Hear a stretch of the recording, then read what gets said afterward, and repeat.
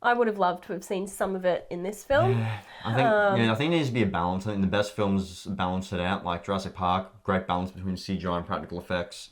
The best films that do it always have a balance. Yeah. But there's just, too much reliance on it. Yeah. And look, touching on that, I think the only way forward for this franchise is to go into the Future Wars. The next movie has to be Terminator Future Wars. Yes. We need it. The fans have been calling for it. We've been calling for it since the first two. Yeah. You know, since the first two showed those scenes of the future, the blue tinged, dark, gritty future. And it's what the fans want. And we haven't got it yet. Salvation probably came closest to it, but even then it didn't show it in its true scale. No. Like I want to see battle lines drawn. I want to see, a whole line of, big hunter killers. Yeah. And Terminators just kind of charging a line of human soldiers. I want to see lasers flying. Like I want to see it all. Yeah. I think that's the only way to save this franchise.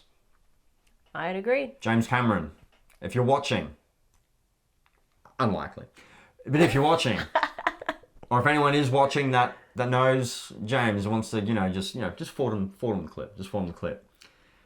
Future Wars. Make it happen, mate. Just do it! I think it makes sense. Cause Why? Why haven't they done it yet? I don't know. It boggles the mind. Why do they keep trying to make a sequel? Just let's see the future. Yeah, there's just, and it's happened so often in the film industry. There's just so many just missed opportunities. Yeah. There's obvious things that you'd think they would do. Like, oh no, we're going to do this instead, and we're going to have our Terminator have stripper glasses. Looking at you, T3. Bloody hell.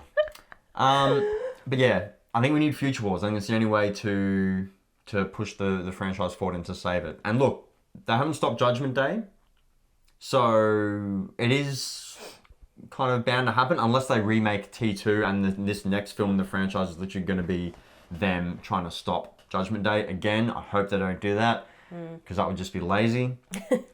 So I think next step, start of the next film, Judgment Day happens. Yeah. Show the world blowing up. Let's see it. And then let's get into the Future Wars. Yeah. It's about time. It's about time. Okay? Okay.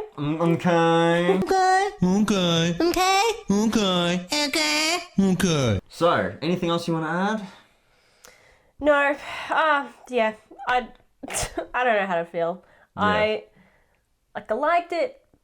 Yeah, but good, I also there was don't. good moments, but then those divisive moments are just so heavy. Yeah. And it's so tough to kind of wrap my head around them. Yeah.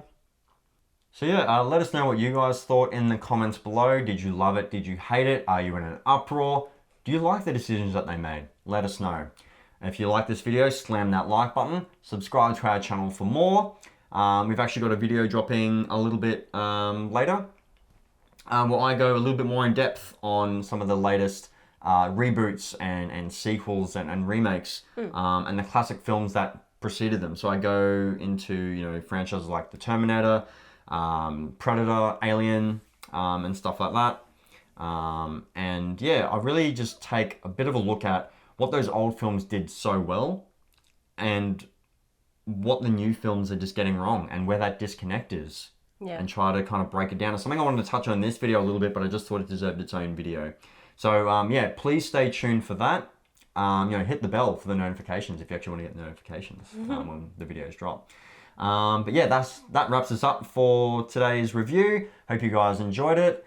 But yeah, we'll see you guys next time. We'll be back. Dun, dun, dun, dun. Thanks guys. See ya. Bye.